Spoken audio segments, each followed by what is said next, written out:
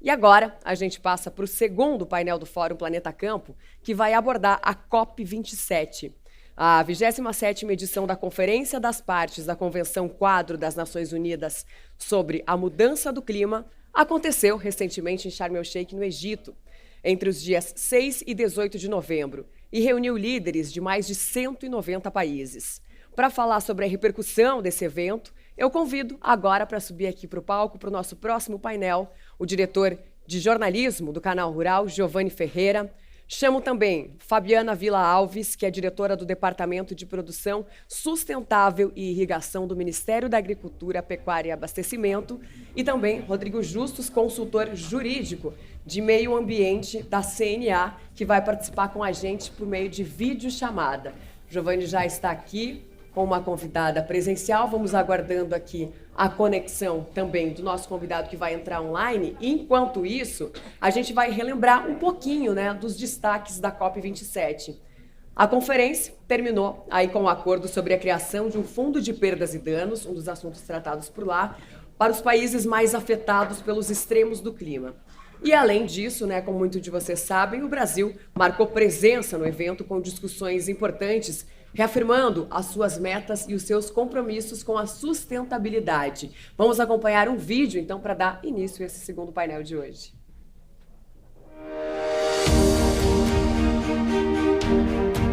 A COP27 aconteceu em um contexto de agravamento dos efeitos das mudanças climáticas, guerra no leste europeu e dificuldades econômicas no mundo inteiro pós-pandemia. O saldo final foi um acordo sobre a criação de um fundo de perdas e danos para os países que mais sofrem com extremos climáticos, como secas intensas e furacões. Apesar de ainda não prever como e quais países devem contribuir com esse fundo, o acordo já significa um avanço para as nações em desenvolvimento e vinha sendo pleiteado há anos.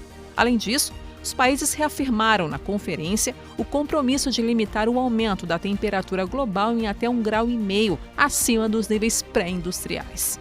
Isso tudo falando do cenário global. Mas o Brasil também teve uma participação importante no evento, com 3 espaços para discussões e um estande que chamava a atenção dos visitantes.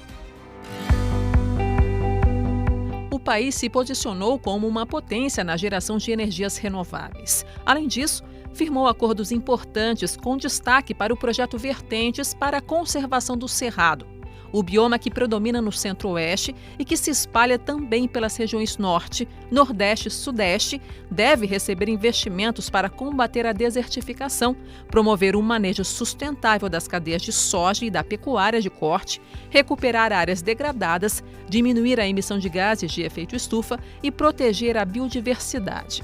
A expectativa é que a iniciativa realizada pelo governo brasileiro e o Banco Mundial alcance mais de 47 milhões de hectares no Cerrado. Outro acordo importante para o Brasil foi firmado junto à Indonésia e à República Democrática do Congo. Os 3 países anunciaram a criação da Aliança dos Países Detentores das maiores florestas tropicais do mundo. Mas será que tudo isso foi suficiente para reposicionar a imagem do Brasil e colocar o país como protagonista em soluções que desafiam o mundo com relação à segurança alimentar e à transição energética? Qual será o legado da COP27 para o setor produtivo?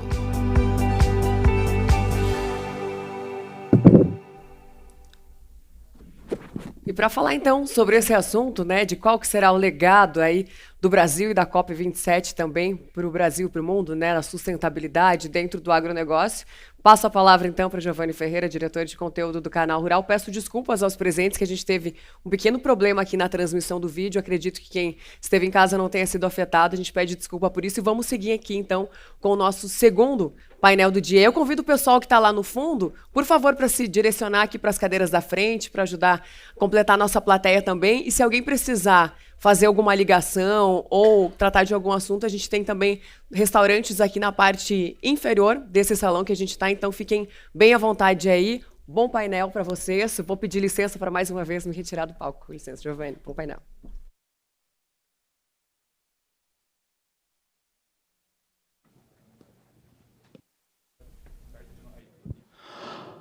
Olá, bom dia a todos. Primeiramente, eu quero agradecer a cada um de vocês que aceitaram o convite, a todos que estão nos acompanhando pela multiplataforma do Canal Rural em todo o Brasil, TV, website, redes sociais. Agradecer ao Canal Rural e à equipe do Planeta Campo pelo convite, pela responsabilidade de moderar esse debate pelo segundo ano consecutivo, a segunda edição do Fórum Planeta Campo. Agradecer a Fabiana, que está aqui comigo. Mais uma vez, uma honra dividir o palco aqui e conduzir esse debate junto com você. A Fabiana, que é diretora do Departamento de Produção Sustentável e Irrigação da Secretaria de Inovação e Desenvolvimento Sustentável e Irrigação do MAPA, o Ministério da Agricultura e Pecuária do Brasil. O Rodrigo Justus, mais uma vez, o Rodrigo vai nos acompanhar e participar direto de Brasília, ele que é consultor jurídico e ambiental da CNA, a Confederação de Agricultura e Pecuária do Brasil. Antes de iniciar o debate, a apresentação dos nossos convidados, quero situar um pouco o que é a COP, a Conferência para Mudanças Climáticas das Nações Unidas. A gente discute na COP, até quebrar um paradigma, né? Até certo tempo atrás, e era isso que acontecia, problemas ambientais, poluição, quem são os poluidores, só apontávamos o dedo, mas isso mudou. Eu quero quebrar um pouco esse paradigma de visão do que é a COP. Sim, gente, a COP traz todos esses problemas, mas mais do que apontar os desafios, apontar os alertas, os riscos, os perigos, a COP é para encontrarmos soluções, discutir proposições às mudanças climáticas. Então, mais do que apontar problemas, a COP hoje é um caminho, é uma ferramenta, é um palco em busca de soluções, gente. Falando sobre a COP 27, a última COP, eu estive lá na COP 26 e na COP 27 também, diferente da COP 26 na Escócia, onde nós assumimos, o mundo e o Brasil assumiu compromissos, assumiu metas, ampliou e antecipou metas, tá? De redução de gases, de mitigação dos efeitos climáticos. Nessa COP o desafio era a implementação dessas metas. Como tornar o mundo mais sustentável? Tanto é que o lema dessa COP, em inglês, Together for Implementation, juntos pela implementação, juntos para implementar as soluções. Esse é o grande desafio, em busca das metas e compromissos que assumimos ao longo dos últimos anos, que foram consolidados na COP 26. Também é importante que se diga que essas mudanças climáticas, o que se discute na COP não é agricultura e pecuária. Nós estamos falando muito de agronegócio aqui por uma questão natural, pela vocação natural do Brasil.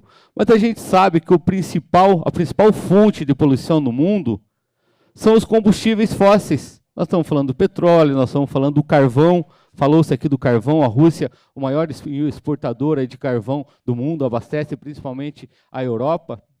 Mas, então está aí o principal problema. O setor industrial, o setor urbano, mas, quando olha-se para o Brasil, quando fala-se do Brasil, nas COPs, duas situações. O mundo só enxerga duas coisas, Amazônia e agronegócio. Amazônia e agricultura e pecuária. E por muito tempo nós fomos apontados como um problema. Ao lado do carvão, lá nos países desenvolvidos, do combustível fóssil, não, a agricultura também polui. E por muito tempo ficamos nos defendendo dessas acusações, desses apontamentos. Mais recentemente, nos últimos anos, o agro parou de se defender. Começou a construir uma narrativa de solução. O agro já é sustentável, o Brasil já é sustentável. Então, ao invés de nos defender, começamos a mostrar as práticas sustentáveis, a agricultura sustentável, a pecuária sustentável, que já fazemos no Brasil. Então, ao invés de nos defender, nos apresentamos para o debate. Isso mudou a história e fez do Brasil um protagonista nessas discussões. Fez do agronegócio um protagonista nas discussões sobre mudanças climáticas perante o mundo, nesse palco que chama-se COP. Ainda sobre a COP 27, para eu passar para os meus colegas aqui, eu falei que a gente não está, na COP 27 a gente não discutiu metas, não assumiu compromissos ou não antecipou metas, tá? Nós discutimos a implementação, e nessa implementação, alguns temas chamaram muito a atenção, que é o caso da descarbonização, a questão da transição energética, foi falado muito aqui já, e a questão do financiamento para as ações de mitigação, que é aí que a gente criou, a gente não criou, isso é um erro, a gente entrou num acordo na COP, tá, para conduzir, tá, o fundo de perdas e danos, que é onde está o recurso para financiamento das ações de mitigação. Tudo isso para quê? Para, quando a gente olha para o Brasil, para uma transformação sustentável da agricultura e pecuária. Então, essas são algumas palavras-chave que devem conduzir aqui as apresentações dos colegas, da Fabiana e do Rodrigo, e que devem também pautar o nosso debate. Ok, gente? Feita essa introdução, eu quero convidar a Fabiana agora para fazer a apresentação dela, tem uma apresentação na introdução dela, em seguida, só uma mecânica desse debate, Rodrigo vai fazer as suas considerações iniciais também, e a gente parte efetivamente para o debate. Fabiana, por favor, se você quiser fazer aqui, ou se quiser usar o púlpito também, fique à vontade, a gente tem um microfone lá.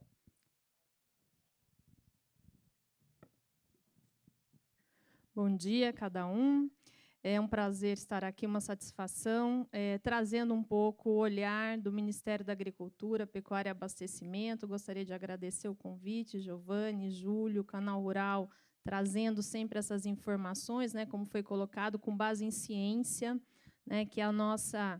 Então, trazendo informações verídicas, informações fundamentadas, e eu queria um pouco contribuir aqui com a minha apresentação, uma rápida apresentação. Na verdade, é uma colinha para que eu não me esqueça, né, de tudo o que aconteceu na COP, e que foram 2 semanas bastante intensas. Eu acho que em 15 minutos a gente não vai conseguir falar tudo o que foi discutido, tudo o que foi falado lá, mas trazer um pouco alguns apontamentos para que depois a gente possa ter um debate aí com esse público tão seleto. Por favor. Bem, como já foi dito, eu sou diretora de Produção Sustentável e Irrigação da Secretaria de Desenvolvimento Sustentável. Vou parafrasear aqui o ministro Roberto Rodrigues, né? Parece que tem um departamento de produção insustentável, mas, na verdade, é ali que nós tratamos, né, os temas ligados à sustentabilidade. Eu tenho uma coordenação geral na minha diretoria de mudanças do clima, que é aquela que dá apoio às negociações, né? Eu vou tentar também trazer um pouco aqui como a COP é dividida, até para que a gente possa entender, né, o que acontece lá dentro. Isso é algo... Essa COP, eu estive lá na COP, em Sharm el-Sheikh, é a minha 5ª COP que eu participo, já participei com diferentes chapéus, né, quando eu estava na Embrapa, como palestrante, como pesquisadora, agora como gestora, e vou, então, resumir aqui rapidamente, por favor. Bem, então, como já foi comentado, essa foi a COP27, foi realizada no Egito, foi uma COP bastante emblemática, né? Eu brinco que nós estávamos mal acostumados, né, em COPs, nas últimas 5 COPs realizadas na Europa, né, tudo muito fácil, né, falando de implementação, adaptação, mitigação. Chegamos no Egito e tivemos um choque cultural, um choque, né, de realidade, né, com diferentes problemas e transtornos, né? Então, realmente, acho que caiu a ficha, inclusive, das nações, de que não é fácil, né? Não é fácil nós termos, então, 193 países, que são aqueles países que fazem parte da ONU. A COP é a Conferência das Partes, então, são 193 países que têm que acordar entre si metas e compromissos ligados à mitigação e adaptação. Então, isso foi muito bom, né, que acontecesse lá. E foi a COP, então, considerada da implementação da justiça climática e da adaptação. Então, foi falado aqui no primeiro painel, né? A COP ela trata de mitigação e adaptação. Eu não sei se os senhores sabem, mas a primeira COP ocorreu no Brasil, né? A primeira COP foi a Rio 92. Né? Foi ali que surgiu, depois de 3 anos, né, um compromisso, ou melhor, ali surgiu um compromisso que é a Convenção Quadro, para que todos os países pensassem em ações de mitigação e adaptação. À época, nós falávamos muito em sustentabilidade, em desmatamento, e isso começou a crescer e começou a tomar, então, essas duas palavras, mitigação, que é diminuição dos gases de efeito estufa, das emissões, e a adaptação, que está ligada à resiliência. Então, nós sabemos que o mundo está aquecendo e precisamos de ações para conviver com esse aquecimento. E quando a gente fala em justiça climática, nós estamos falando que temos países que já desenvolveram, ou seja, já emitiram tudo o que eles tinham que emitir, né, para conseguir esse desenvolvimento há vários anos atrás, e países que estão em via de desenvolvimento e que ainda tem muito a crescer. Então, como combinar isso? E essa é a definição, essa combinação do que nós, para a palavra, né, para a expressão de desenvolvimento sustentável. Então, se produção sustentável, toda a produção é sustentável, né, pelo menos a que nós temos na agropecuária, nós temos o tripé, né, econômico, social e ambiental muito bem estabelecido. O desenvolvimento social, sustentável, é aquele que prega eu continuar crescendo. Foi falado muito, né, no primeiro painel, acho que foi uma ótima dinâmica, né, quando a gente fala em poder crescer, poder aumentar a nossa produção, a nossa produtividade, emitindo menos, né? Então, os principais temas que foram tratados na COP foram esses, né? A mitigação, o famoso 1,5 graus, que já chegamos à conclusão, né, que vai ser difícil mantermos 1,5, então, preferencialmente 1,5, mas até 2 graus. A adaptação para metas globais. Nós temos, eu vou comentar um pouquinho mais à frente, a gente tem trabalhado no Ministério da Agricultura, lá no DEPROS, trabalhamos o ano passado, esse ano também muito forte, com indicadores de adaptação, como trazer resiliência para os sistemas produtivos, o financiamento climático, então, como aqueles países que já foram, porque as responsabilidades são compartilhadas, né, mas os compromissos são diferenciados. Então, países que já emitiram, até suportando, né, financeiramente aqueles países que ainda têm que se desenvolver. Então, como trazer isso? Perdas e danos, que já foi comentado, né, que era a grande expectativa. Finalizamos com alguma sinalização, mas eu poderia dizer pessoalmente que não foi, não chegou nem perto do que a gente esperava, né, porque os países desenvolvidos tinham um compromisso, né, desde quase o protocolo de Kyoto, depois do Acordo de Paris, ratificando de que eles colocassem, né, recursos anualmente. Esses recursos não foram colocados, já não basta mais o que eles prometeram, né, a gente já está calculando em 5 vezes mais o que havia sido prometido, e no final lá da COP, até como um gesto simbólico, né, foi colocado uma quantia, mas sabemos que é insuficiente para poder, então, levar financiamento a esses países. E um assunto que entrou nessa última COP, até quase que, né, de última hora, aí, no apagar das luzes, antes que se começasse a COP 27, e que foi falado aqui, que é o nexo entre segurança alimentar, segurança energética e segurança climática, né? E eu acrescentaria aí algo que o Brasil tem um grande potencial, principalmente no setor agropecuário, que é a segurança hídrica, né? E a gente pouco fala disso, e a gente sabe da questão da água, tanto é que foi lançado uma iniciativa chamada AWARE, eu vou mostrar para vocês, pela própria presidência da conferência, então, trazendo já essa questão de água. E isso, claro, foi trazido por causa do impacto, né, do conflito Rússia-Ucrânia.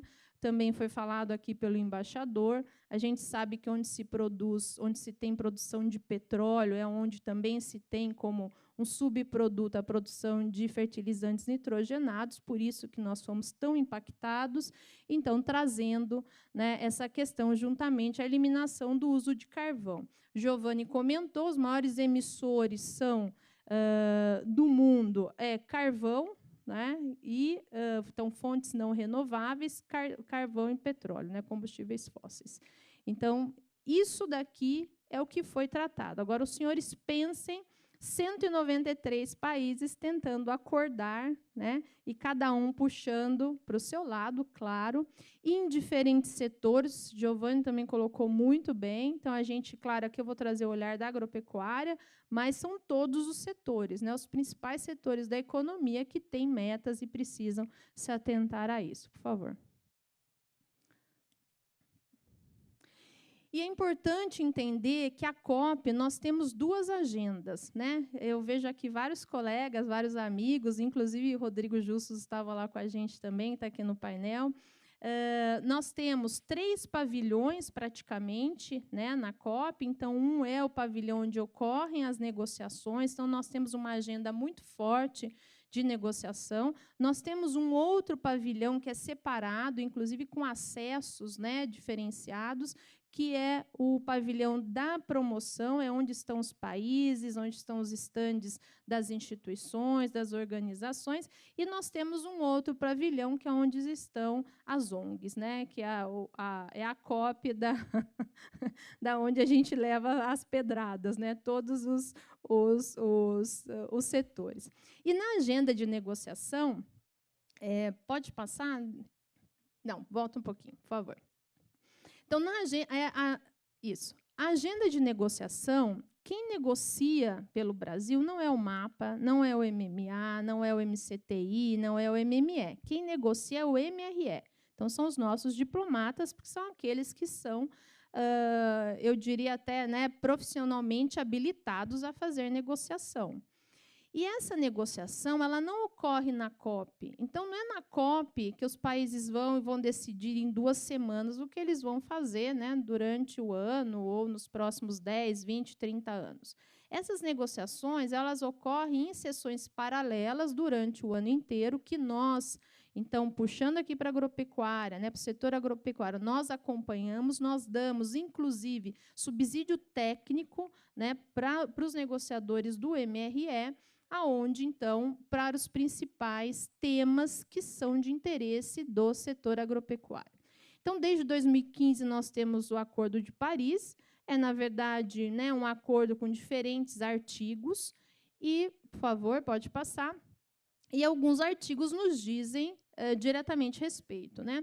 Acho que o artigo que os senhores mais conhecem, mais ouvem falar, é o artigo 6, que é aquele que trata de mercado de carbono, tanto regulado quanto voluntário. Então, são as definições das regras para a operacionalização desses mecanismos, que são considerados mecanismos não financeiros, né? Então, o financeiro é o financiamento, obviamente, né? E os não financeiros são esses mercados para implementação de práticas mais sustentáveis e voltadas à mitigação e adaptação. Então, nós não tivemos um consenso no artigo 6.2 e 6.8 e tivemos um avanço muito lento, né, sem uma finalização no 6.4. O que isso quer dizer? Nós não temos regulação ou regras para mercado, nem regulado e nem voluntário.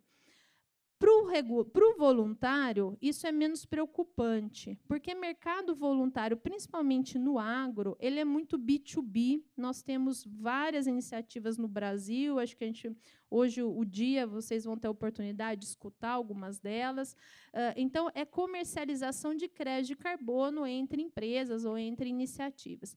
Para o regulado, é algo que nos afeta, mas não nos afeta muito, até porque nós somos grandes provedores de crédito de carbono, principalmente vindos do agro, o que a gente chama de carbono verde, mas a gente acaba ficando sem regras e sem um consenso, sem o famoso livro de regras, né? Pode passar? O artigo 13, ele é muito pouco falado e é algo que a gente começou a dar muita importância para ele lá sob a minha gestão. O artigo 13, ele trata de transparência e tem a ver com marketing, tem a ver com imagem do Brasil, tem a ver com o que nós comentamos hoje aqui, do Brasil não ser apontado como vilão e ser parte da solução. Por quê? É no artigo 13 que diz as regras para os relatos bianuais, né, onde nós temos, então, cada país obrigado, né, na verdade, não é obrigado, né? É um obrigado voluntário. Então, ele se compromete a fazer as suas notificações do que ele tem feito em todos os setores, e isso vem do Inventário Nacional. Então, acho que muitos dos senhores já ouviram falar do Inventário Nacional. O Inventário Nacional é uma plataforma onde é computado tudo que tem de emissões. E aqui eu poderia falar, Giovanni, o dia inteiro, mas eu vou trazer alguns pontos que são pouco comentados, inclusive em discussões técnicas, né? Quando a gente fala em Inventário Nacional, sempre aparece como segundo setor mais emissor, o setor agropecuário. Já? Vou acelerar. E o setor agropecuário, no Inventário Nacional, só tem contabilizado, né, a maior parte, emissões de metano. Tá? Então, o que eles pegam? 250, 200 milhões, 210 milhões de cabeça, multiplica pelo fator de emissão de metano. É isso que aparece no Inventário Nacional. Então, a gente tem pouca contabilização de recarbonização, né, de captura desse carbono.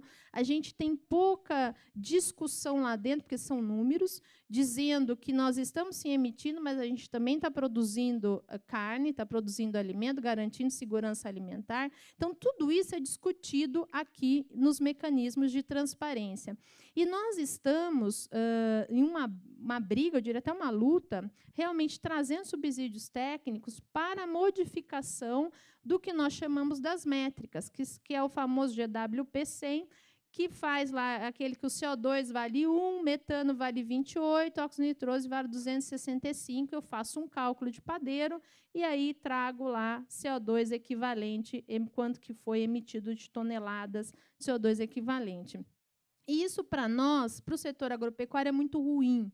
Então, nós estamos trazendo isso para que se garanta o progresso alcançado no setor agropecuário. Daí a gente vai olhar os números da Embrapa, os números da ciência, e a gente mostra que, nos últimos 3 anos, os nossos animais emitiram 10% menos ou emitem 10% menos de metano. Isso não aparece lá. Né? Então, por que disso? Por causa das métricas que são usadas. Pode passar, por favor? Avaliação global, então são discussões muito amplas e genéricas, mas a gente quer garantir indicadores que sejam confiáveis para mostrar qual que é esse potencial global, né, o que nós, após da implementação do Acordo de Paris, pode passar. Adaptação e financiamento, foi o que foi comentado, não houve um consenso, pode passar. Coronívia, que é especificamente...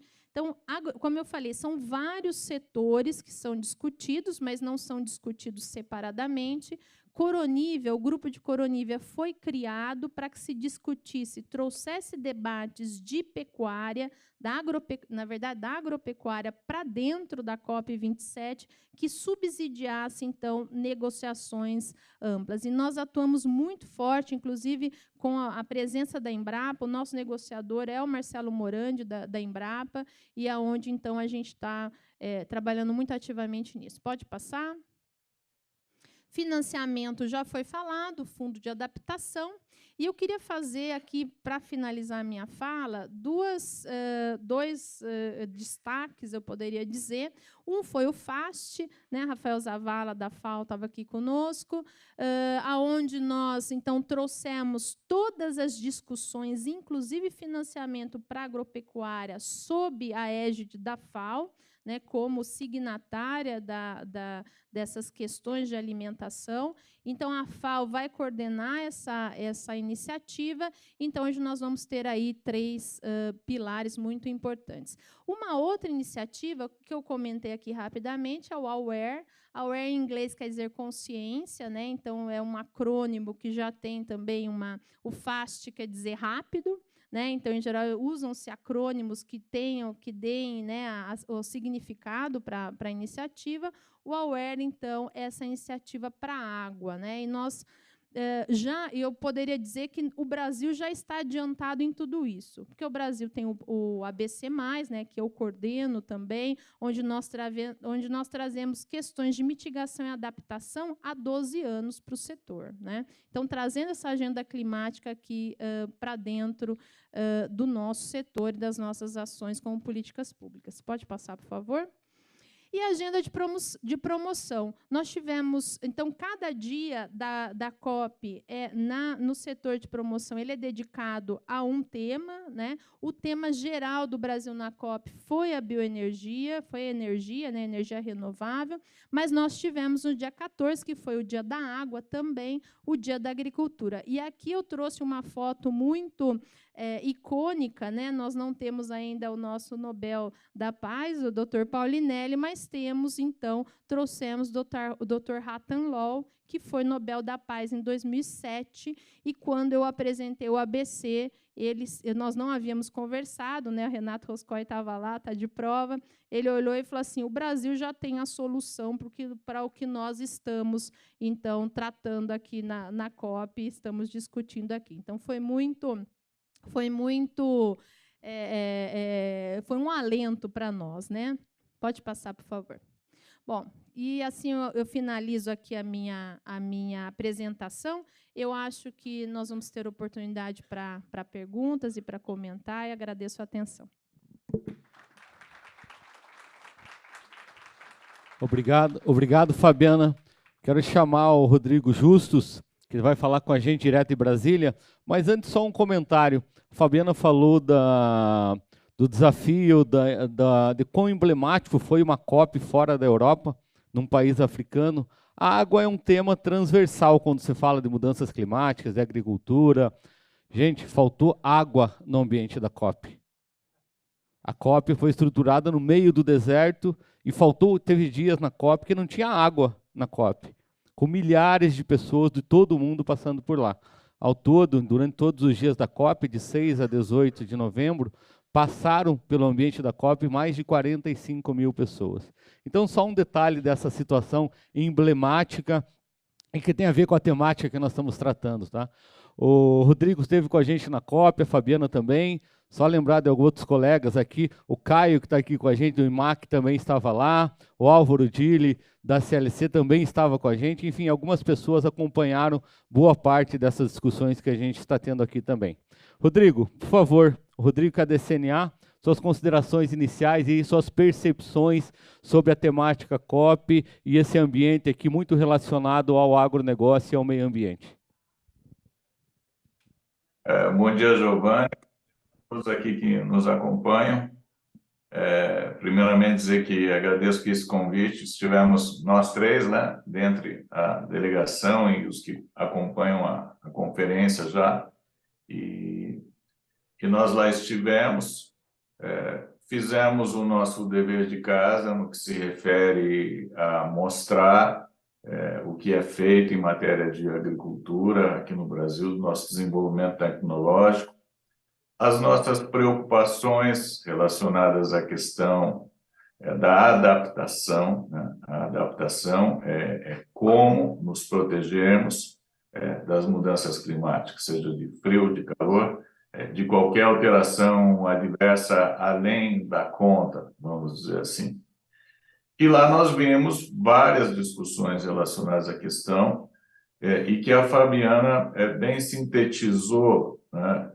De que o tema que sempre acaba sendo mitigação, né? Ou seja, quais as medidas que devemos fazer, veio uma discussão muito séria sobre a questão da adaptação, principalmente no cenário que hoje o mundo vive.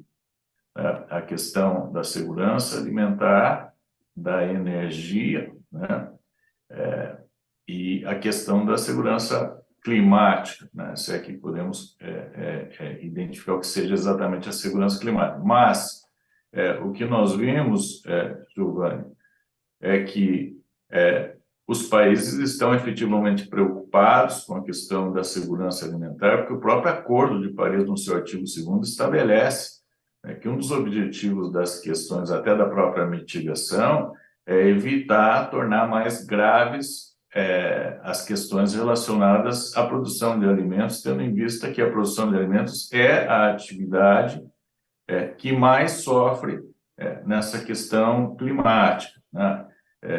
E nós temos a questão de que a segurança climática ela se divide em dois aspectos: o food safety, que é a garantia da qualidade do alimento, que ele não cause dano a ninguém, né? Ele tem as suas características aí nutricionais, organolépticas saudáveis, e temos o Food Security, que é a disponibilidade de alimentos e abastecimento para toda a população. E nós vivemos hoje, né, conforme já foi falado aqui nos painéis anteriores, aí, pelos que nos antecederam lá no painel comandado pelo ministro Roberto Rodrigues.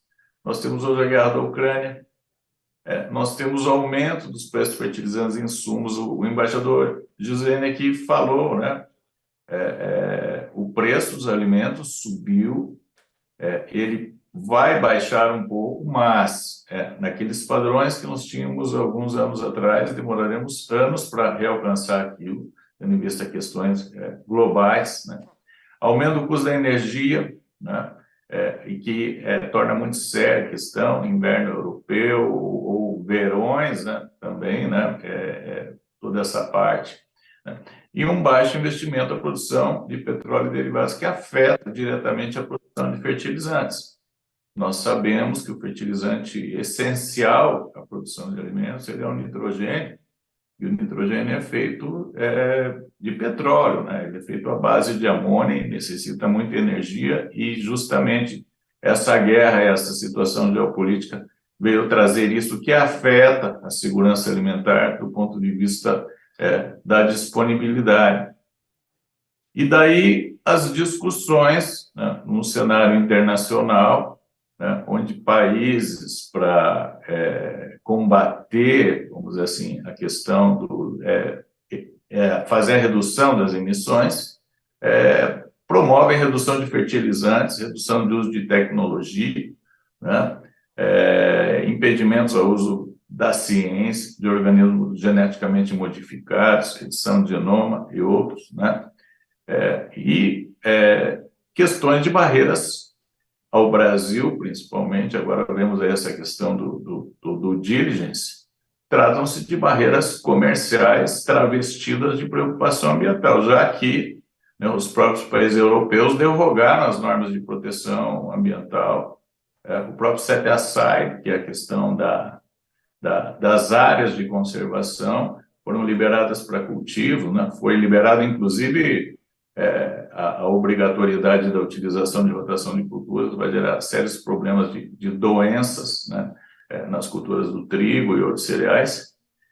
E vemos também discussões já avançadas em alguns países de taxações relacionadas à emissão dos GEs na agropecuária, ao invés de se avançar na discussão do mercado de carbono para remunerar a boa agricultura, a agricultura que emite menos carbono ou que seja ainda capaz de ter um balanço positivo no que se refere à questão do sequestro de carbono.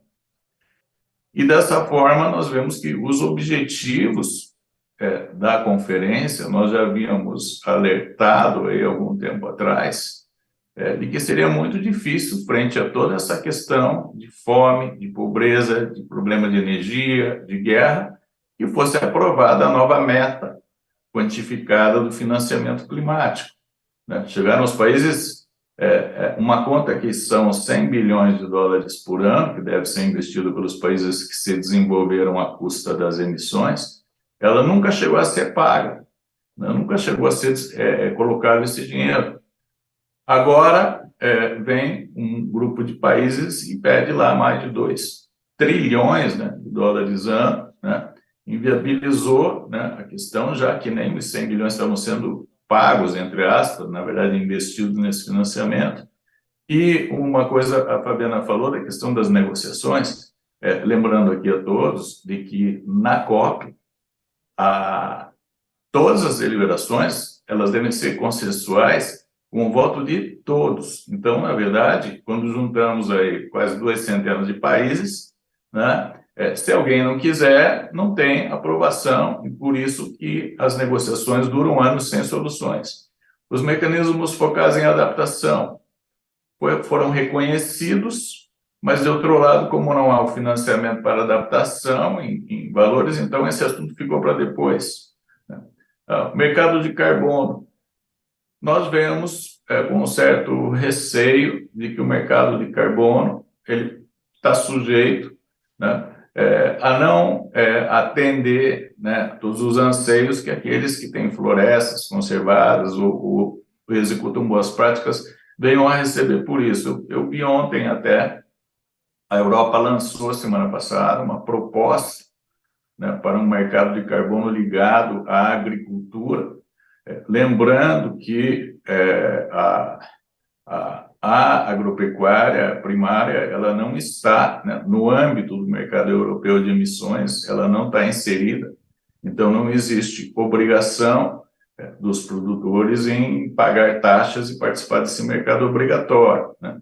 Agora vem uma ideia, né, da inserção de um mercado, mas colocando como requisito explícito de que deve haver uma adicionalidade explícita, exclusiva para a redução de carbono, para que aquela atividade seja reconhecida e possa emitir um crédito. Essa é uma proposta que está lá em discussão, né, Parlamento Europeu, ou seja, o nosso plantio direto, que é uma tecnologia sustentável, reconhecida lá pelo Prêmio Nobel da Paz, e esse Prêmio Nobel da Paz, o Dr. Rattan, ele ganhou esse prêmio no grupo do IPCC e na parte de agricultura e solos, dentro da área agrícola. Ele reconhece o plantio direto como uma tecnologia aí que revoluciona a questão do uso tropical e tudo mais. O plantio direto, utilizar os critérios que a Europa vem trazendo, não haverá essa adicionalidade explícita e exclusiva, será considerado aí o business as usual, e nós não poderemos participar desse mercado. Sobrando daí, como lembrou a Fabiana, a questão de que o mercado voluntário ele corre B2B, ou seja, parte a parte, dentro da conveniência daquele que se dispõe a pagar pelo crédito, estabelecer em comum acordo o valor desse crédito.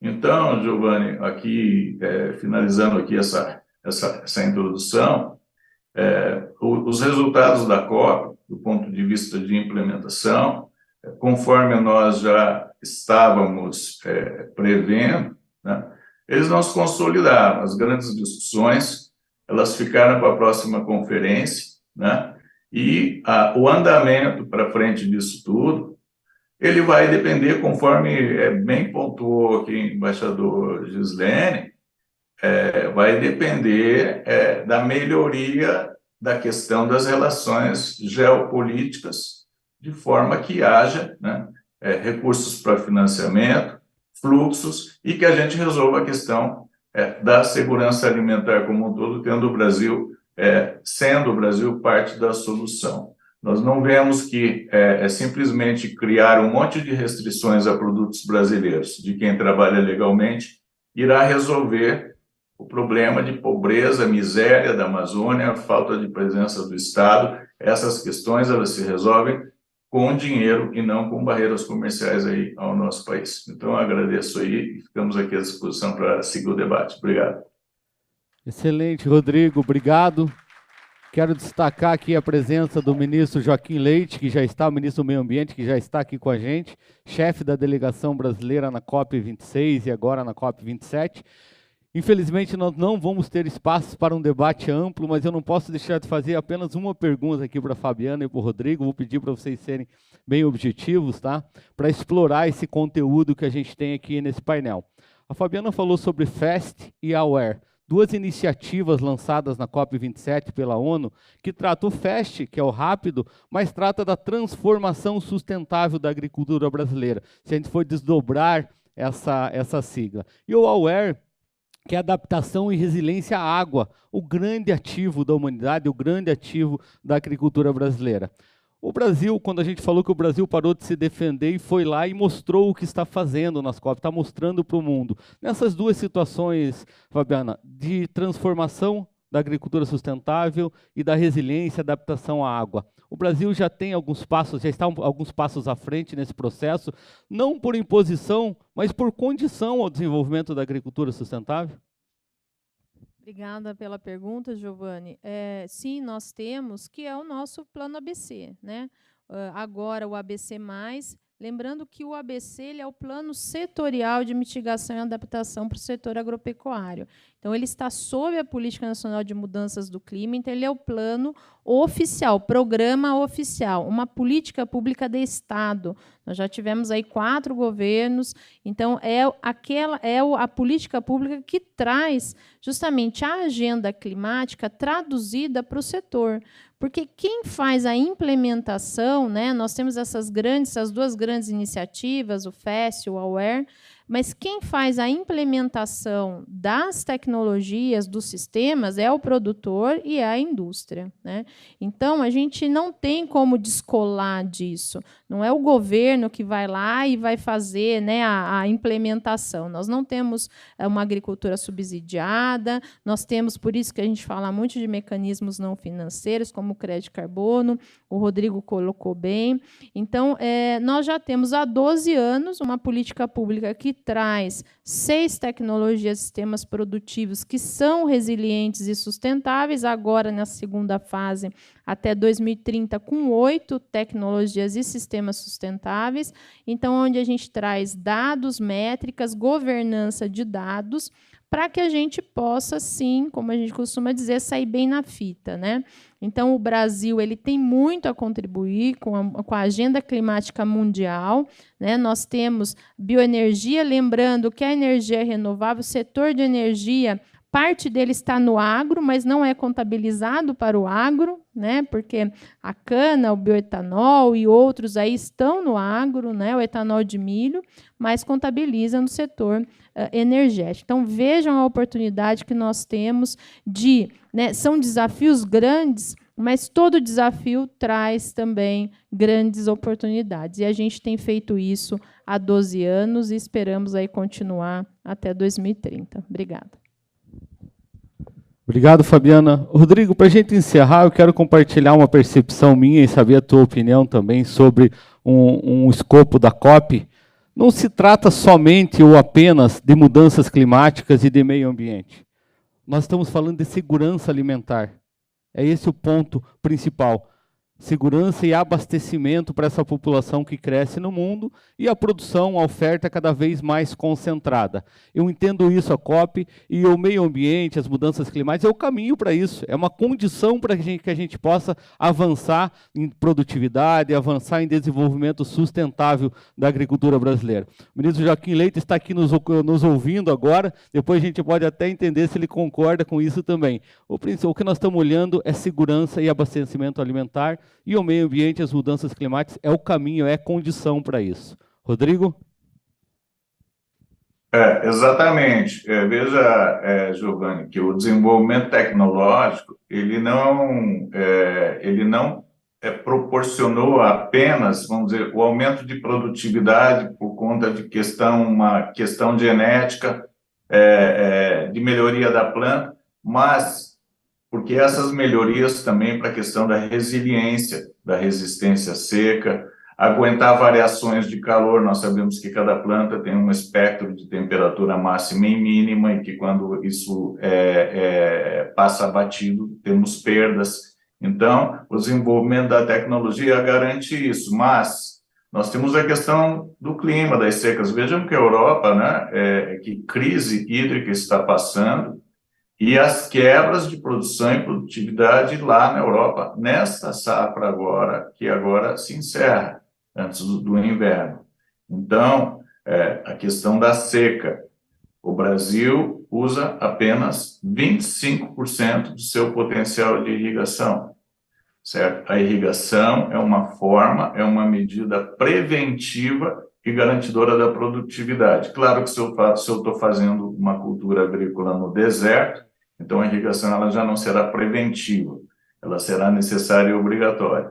Mas seria importante que o Brasil melhorasse essa questão do avanço da irrigação, projetos sustentáveis, com baixa utilização de água em relação à produção, a questão da reservação de água na propriedade, né, que nós vemos com muito sucesso na Austrália. Os produtores são produtores de água que completam o nível dos rios nos momentos das secas. Ou seja, nós precisamos avançar nessa questão da água, principalmente questão da reservação de água, da irrigação, e da assistência técnica para que a gente realmente faça o nosso papel de parte dessa solução. Foi mostrado aqui, né, pelo embaixador Gislene, que a relação entre o aumento de produção de alimentos e de população, a população cresce mais do que o aumento da produção de alimentos, que nós, no Brasil, temos muito a contribuir,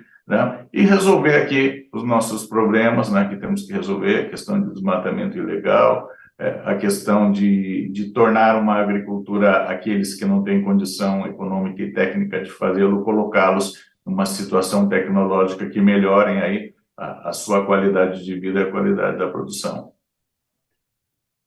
Quero agradecer, então, para encerrar aqui a Fabiana, ao Rodrigo, pelas importantes contribuições, percepções, visões que a gente teve da COP e da missão que a gente tem daqui para frente no Brasil. Quero convidar a Sara para continuar a conduzir o debate. Muito obrigado a todos que nos acompanham pela TV aqui presencialmente. Obrigado e um abraço, gente.